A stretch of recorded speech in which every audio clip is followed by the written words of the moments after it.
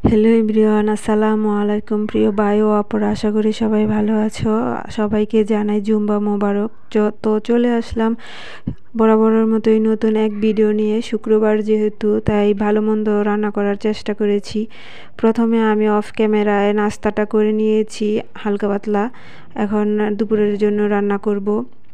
তো এদিকটায় ডিমগুলো সিদ্ধ করে বেছে নিয়েছি, আর বেগুনগুলো আমি নতুনভাবে কেটে নিয়েছি, ভাজা করব। আর মুরগিগুলো আমি ভেজে নিয়েছি, আর পেঁয়াজ এখানে কেটে নিয়েছি। তো গ্যাস যেহেতু আছে, তাই 2 চুলায় বসিয়ে দিব, তাড়াতাড়ি হয়ে যাবে।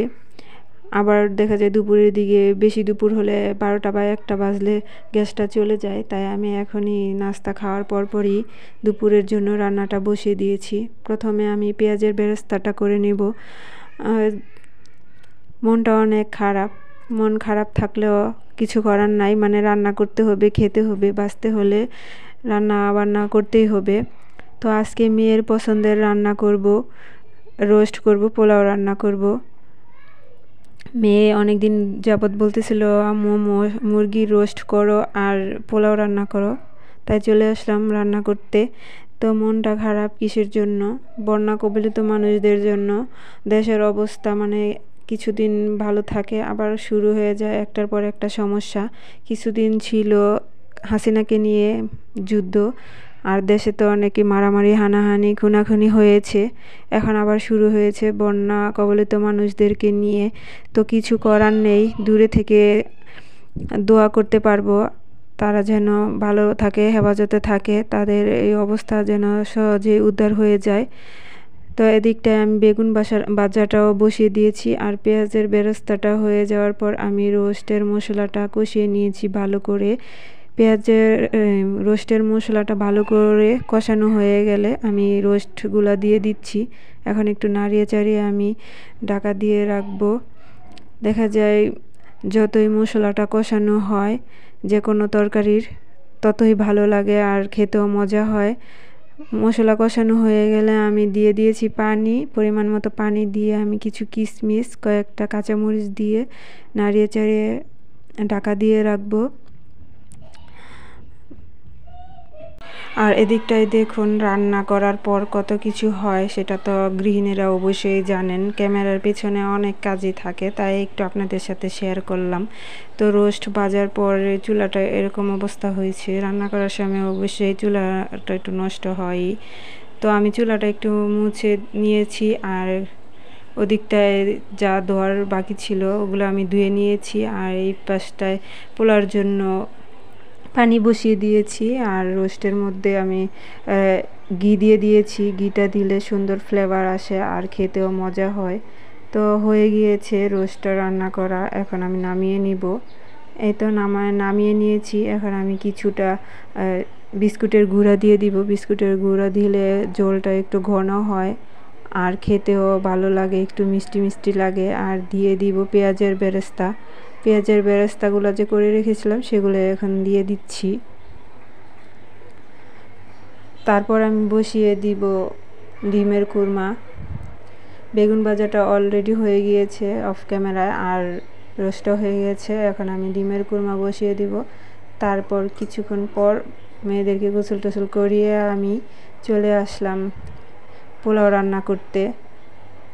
পোলাওটা আমি সিলিন্ডারে বসাচ্ছি, কারণ গ্যাস অল্প, লাইনের গ্যাসে, এর জন্য সিলিন্ডারে বসাচ্ছি। পোলাওটা একটু বেশি জোরে আগুন লাগে এর জন্য। তারপর পেঁয়াজটা ভাজা হয়ে যাওয়ার পর আমি কিছু গরম মশলা দিয়ে দিচ্ছি লবণ। একটু মশলাটা নাড়ে চাড়িয়ে মিশিয়ে এখন দিয়ে দিব আদা বাটা। আমি পোলার মধ্যে আদা বাটা শুধু দেই, রসুন বাটা দেই না। রসুনের একটা কেমন অন্যরকম ফ্লেভার, পোলাওর মধ্যে দিলে শুধু রসুনের ফ্লেভার আসে, পোলাওর ফ্লেভারটা থাকে না। তাই আমি রসুন দেই না, আদা দিয়ে রান্না করি। তো আগে থেকে আমি চালটা ধুয়ে ঝরিয়ে রেখেছিলাম। আগে থেকে চালটা ধুয়ে ঝরিয়ে রাখলে দেখা যায় পোলাওটা সুন্দর ঝরঝরে হয় আর একটার সাথে আরেকটা লাগে না। তো চালটা দিয়ে আমি এখন ভালো করে নাড়ে চেড়ে ভেজে নিব। আর কিছুটা কিশমিশ দিয়ে দিচ্ছি। যত বেশি চালটা আস্তে ঝাল দিয়ে ভেজে নেবেন, তত বেশি পোলাওটা ঝরঝরে হবে। আর আমি দিয়ে দিব এখন পানি। আমি চাল নিয়েছিলাম 4 কাপ পরিমাণে, আর এখন পানি দিয়ে দিব 8 কাপ পরিমাণে। পানিটা দেখা যায় মেপে দিলে 1 কাপ চালে 2 কাপ পানি দিলে এরকম করে মেপে দিলে পোলাওটা সুন্দর হয় আর ঝরঝরে হয়। দিয়ে দিচ্ছি পানি দেওয়ার পর কয়েকটা কাঁচামরিচ। 5 মিনিট ঢাকা দিয়ে রাখার পর এই তো দেখুন পানিটা শুকিয়ে আসছে। এখন আমি আরেকবার নাড়াচাড়া দিয়ে আর কিছুক্ষণ ঢেকে রেখেছি। এই তো পোলাওটা প্রায় হয়ে আসছে। এখন আমি দিয়ে দিব ঘি। আমি চেষ্টা করি পোলাওর মধ্যে, রোস্টের মধ্যে ঘি দেওয়ার জন্য, তাহলে সুন্দর ঘ্রাণ আসে, খেতেও ভালো লাগে। ওর বাবাও পছন্দ করে ঘি দিলে। আর দেখা যায় কেওড়ার জল পোলাওর মধ্যে দিলে ওর বাবা খেতে চায় না, বলে কেমন সেন্ট, মানে ঘরে ছিল আমি তাও দিইনি, ওর বাবা যেহেতু খায় না। ঘি দেওয়ার পর আমি এখন দিয়ে দিচ্ছি পেঁয়াজের বেরেস্তা। পোলাওটা হয়ে গিয়েছে, এখন আমি নামিয়ে নিব।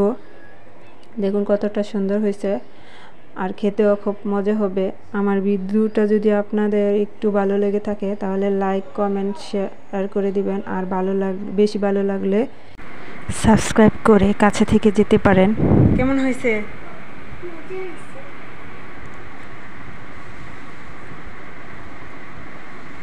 তুমি বলো কিরকম হয়েছে? মজা হয়েছে?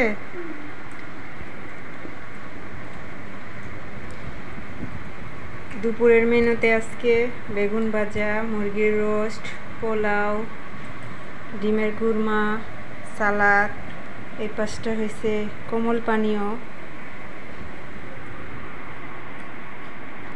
সবাই এখন খাচ্ছে মজা করে। আজকের মধ্যে এইখানেই বিদায় নিচ্ছি। সবাই ভালো থাকবেন, সুস্থ থাকবেন, আর আমাদের জন্য দোয়া করবেন। আল্লাহ হাফেজ।